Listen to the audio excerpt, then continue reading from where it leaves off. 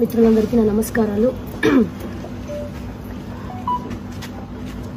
ఈరోజు శ్రీకాళహస్తి నియోజకవర్గంలో జనసేన పార్టీ శ్రేణులు, జనసేన పార్టీ నాయకులు, జన సైనికులు, వీర మహిళలందరూ ఒకటే కోరుకున్నాము. ఈ 5 సంవత్సరాలుగా 2018 నుండి కానివ్వండి ఇప్పటి వరకు ఈ 5 సంవత్సరాలుగా మా పోరాటం, మా కృషి, మా శ్రమ, మేము కష్టపడిన దానికి గాజు గ్లాస్ గుర్తు శ్రీకాళహస్తి నియోజకవర్గంలో ఉంటుంది, పోటీ చేస్తుంది, నిలబడతాము అనుకున్నాము. బట్ అన్ఫార్చునేట్లీ పొత్తులో భాగంగా శ్రీకాళహస్తి నియోజకవర్గంలో అది కుదరలేదు. పొత్తులో భాగంగా టీడీపీకి వెళ్ళడం జరిగింది. నేను అందరికీ ఒకటే చెప్తున్నా, ఈ 5 సంవత్సరాలు నా వెంట నడిచిన మీరందరూ, మీ అందరికీ పాదాభివందనాలు. ఖచ్చితంగా ఈ 5 సంవత్సరాల్లో ఏ పదవి లేకపోయినా, ఎక్కడ సమస్య ఉన్నా, ఎక్కడ ప్రాబ్లం అని చెప్పినా వెంటనే వెళ్ళి ఆ సమస్య కోసం ఫైట్ చేసిన వ్యక్తులం మనము.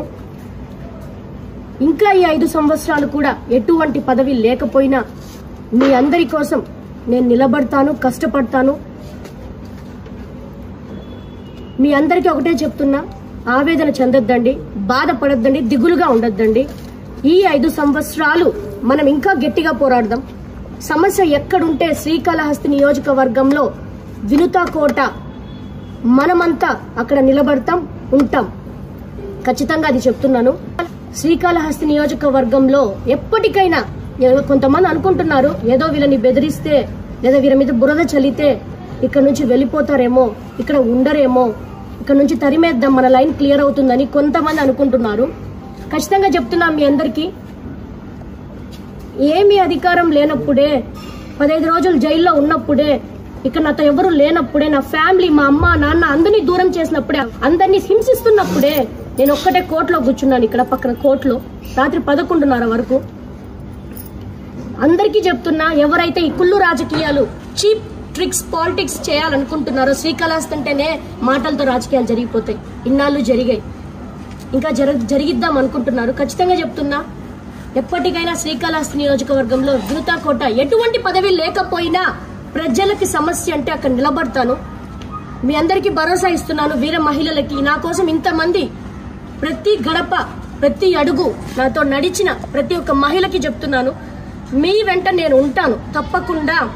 రోజు సభ తర్వాత, ఏదైతే సభ చిలకలూరుపేటలో జరుగుతుందో ఆ సభ తర్వాత కళ్యాణ్ గారు మనల్ని పిలుస్తానన్నారు, నన్ను పిలిచి మాట్లాడతానన్నారు.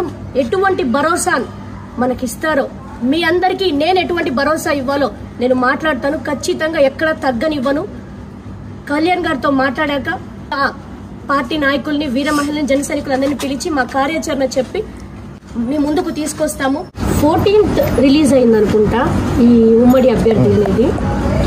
దాదాపు ఈరోజు 17th, మా జరిగింది 14th నైటే 8:30 అరౌండ్ 9 ఆ లోపు జరిగింది. నేనే ఉమ్మడి అభ్యర్థి అయ్యిండుంటే, ఈ సిచ్యువేషన్ ఇంకా అతనికి జరిగిందంటే, వాళ్ళ ఎవరికైనా జరిగిందంటే, ఒక ఉమ్మడి అభ్యర్థిగా హుందాతనంగా నేను ఎక్స్పెక్ట్ చేసింది, నిన్న నాకు ఎవరో లింక్ పంపించారు, అప్పుడు నేను ఎక్స్పెక్ట్ చేశా, ఏ పార్టీ నాయకుడైనా, అది మీవాడో మావాడో పక్కనోడో పక్కన పెడితే, ఇలా చేయడం తప్పు అని ఒక్క మాట అన్నారేమో అని ఎక్స్పెక్ట్ చేశా. నాకు ఇంతవరకు ఫోన్ కాల్ నా ఫోన్కి రాలేదండి. అమ్మా ఇది జరిగింది, మీ పార్టీ వాడా, నా పార్టీ వాడా, వాడెవడో కోవట్డా, నాకు ఫోన్ కాల్ రాలేదండి. కనీసం సానుభూతి పక్కన పెట్టేయండి, నాకు ఫోన్ కాల్ రాలేదు. అది కాకుండా పక్కన పెడితే నేను మీ ప్రెస్ వాళ్ళతో మాట్లాడారు, ఇక్కడ బల్జోల్ గురించి మాట్లాడతారు ఏంటండి? కులం గురించి ఎవరు అడిగారు మిమ్మల్ని? కులం పేరు ఎందుకు చెప్తున్నారు? కులంతో రాజకీయాలు చేయాలనుకుంటున్నారా మీరు? అది కాకుండా రభసా అంటారు, జన సైనికుల్ని ఇదిగా మాట్లాడుతున్నారు, వైసీపీకి సానుకూలం ఏదో అవుతుంది అంటున్నారు. మీరు వైసీపీకి పాయింట్ ఇస్తున్నారు. 100కి డైల్ చేసామండి పద్ధతిగా, మేము 100కి డైల్ చేసాం. పోలీసు వచ్చి తీసుకెళ్లారు. వాళ్ళ పిఆర్ఓ ఎందుకు వచ్చి అతన్ని విడిపించాలని చూస్తున్నాడు? నాటు బాంబు తీసుకొచ్చారండి, పేల్చి ఇంట్లో వేసేది ఎక్కడ ఉన్నాయి? సపోజ్ మా కార్యకర్తలు, మా నాయకులు ఇక్కడ లేకపోయింటే సిచ్యువేషన్ ఏంటి? ఒకటైతే చెప్పగలుగుతాను, జన సైనికులను ఎక్కడ తగ్గించి మాట్లాడితే మాత్రం సహించము. ఎక్కడ సమస్య ఉంటే అక్కడ వినుతా కోట ఉంటుంది ఖచ్చితంగా. జై జనసేన.